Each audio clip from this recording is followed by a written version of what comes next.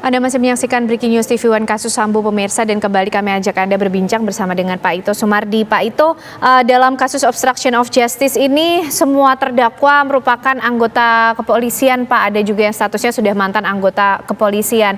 Dan dalam sidang yang berlangsung selama kasus perintangan penyidikan ini, yang selalu disebutkan oleh para terdakwa adalah mereka merasa dibohongi, kemudian mereka tidak tahu apa-apa, mereka hanya menjalankan perintah atas kuasa atau level yang lebih tinggi dibandingkan mereka. Apakah kita juga akan mendengar poin-poin ini lagi, khususnya dalam agenda sidang hari ini, pledoi pembelaan dari para terdakwa, Pak Ito?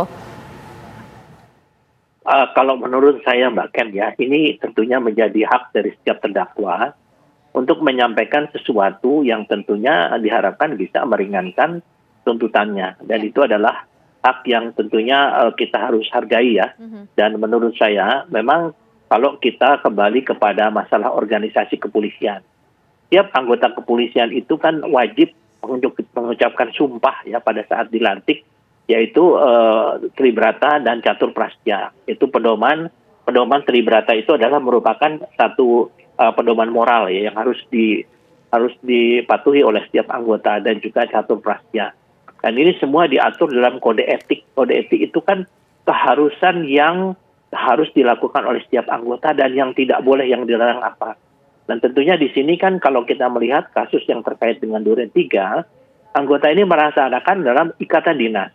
Ikatan dinas ini mereka tentunya tidak berharap sama sekali bahwa pada akhirnya akan terkena konsekuensi hukum, ya. Nah, oleh karena itu ini kan dilakukan prosesnya adalah melalui sidang kode etik terlebih dahulu, kemudian baru sidang peradilan pidana. Kan tidak semuanya dari 90-an sekian, ya. Ada yang cukup dikenakan sidang kode etik, ya, dengan sanksi demosi dan lain sebagainya. Tapi ada yang dimasukkan ke dalam sidang peradilan pidana karena dianggap ini terkait dengan kasus 340-nya itu, ya, perencanaan, ya. Perencanaan. Jadi dianggap di sana dikenakan pasal 55 atau 56, tetapi kepada yang bersangkutan hanya dikenakan pasal 221 dan 233. Nah, saya kira mungkin ini pasti akan ada terus, ya, Mbak Ken, ya, karena bagaimanapun juga seorang anggota yang saat ini sedang terkena kasus atau didakwa, ini mempunyai hak untuk bagaimana meyakinkan kepada penuntut umum, terutama kepada hakim, bahwa yang dilakukan itu adalah atas dasar yang pertama yang bersangkutan tidak tahu sama sekali. Tapi karena tugasnya dia harus melaksanakan tugas dan fungsinya. Kemudian yang kedua, yang bersangkutan mungkin tahu, tetapi setelah kasus ini bergulir. Dan mungkin juga ada yang bersangkutan memang tahu skenario ini sejak awal, ya, kemudian yang bersangkutan tidak ada upaya untuk bagaimana melakukan suatu tindakan yang tidak sesuai dengan skenario atau menolak perintah tersebut. Ini kan tentunya berdasarkan fakta-fakta di persidangan yang akan menjadi pertimbangan daripada hakim.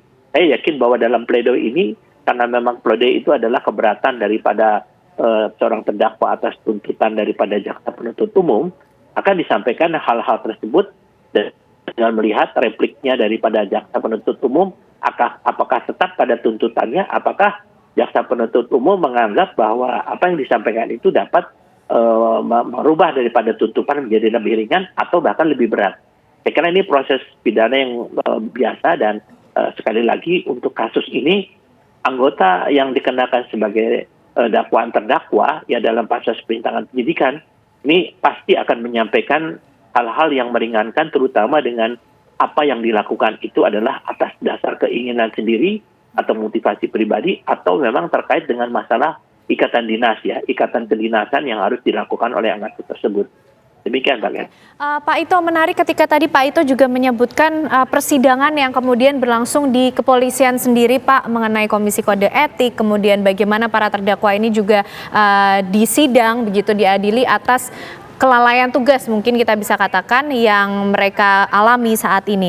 Nah, bagaimana kedudukan hukum pidana secara sipil, kemudian nanti ini bisa mempengaruhi kah dengan apa yang akan terjadi di komisi kode etik, Pak Ito? Ya, pasti, ya. Karena bagaimanapun mereka ini masih memiliki hak banding, ya.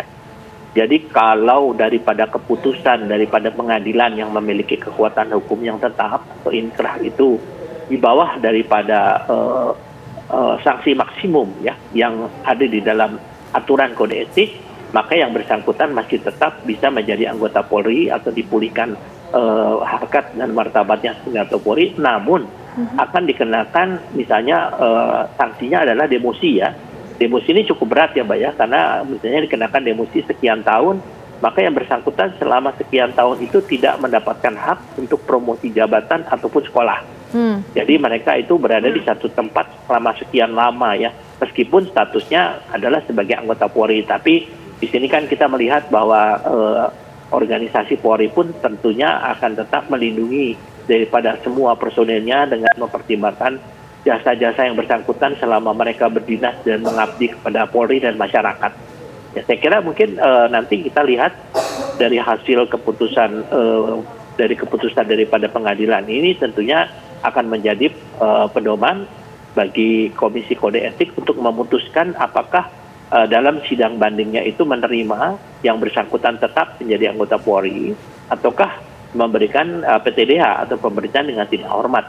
Ya, tentunya kalau kita sudah tahu bahwa terhadap pelaku utama telah dilakukan PTDH dan itu tidak ada kemungkinan untuk mendapatkan satu perubahan statusnya tersebut ya, kecuali daripada anggota-anggota yang terlibat dalam obstruction of justice ini. Saya melihat bahwa kemungkinan mereka untuk tetap menjadi anggota Polri itu masih cukup besar karena ya tadi perannya mereka, kemudian sanksi hukuman yang akan dijatuhkan ini tentunya tidak seberat daripada apa yang menjadi ketentuan umum ya di dalam sidang kode etik itu. Kalau memang ancaman hukumnya lebih dari misalnya 5 tahun, maka yang bersangkutan itu sudah tidak bisa menjadi anggota Polri dan akan ditetapkan dikenakan pemberhentian dengan tidak hormat.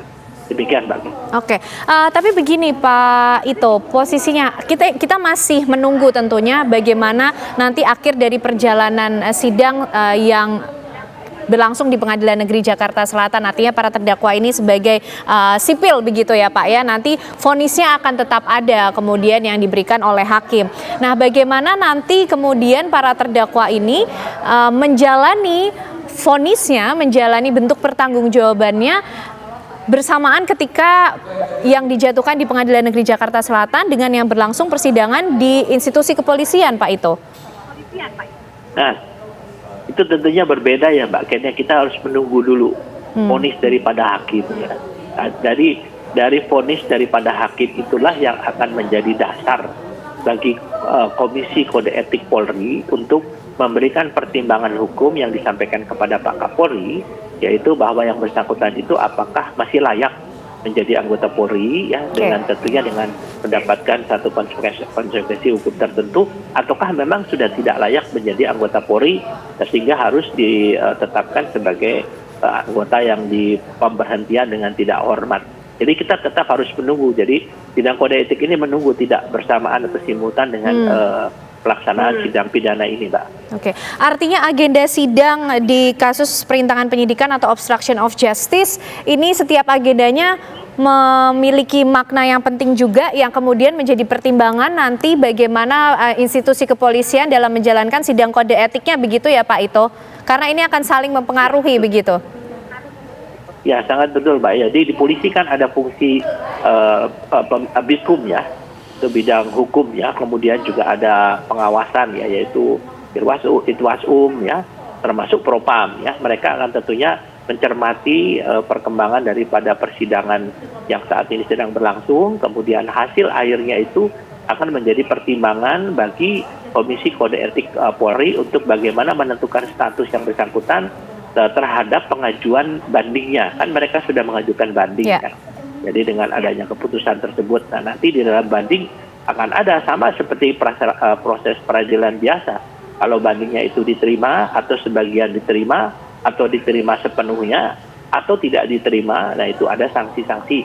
Misalnya dia dikenakan di penempatan khusus kembali ya, kemudian misalnya dikenakan demosi atau mungkin dikenakan pemberhentian dengan tidak hormat, atau mungkin yang bersangkutan dibebaskan dari tuntutan kalau memang keputusan hakim mengatakan yang bersangkutan adalah dibebaskan dari tuntutan. Saya kira demikian, Pak. Oke, Pak Ito, keputusan mengenai banding kemudian yang diajukan oleh para terdakwa ini hasilnya atau mungkin berlangsungnya kira-kira kapan, Pak Ito? Pastikan sesudah proses persidangan di Pengadilan Negeri Jakarta Selatan ini berakhir. Tapi sampai seberapa lama, Pak? Seberapa jauhkah dari waktu tersebut?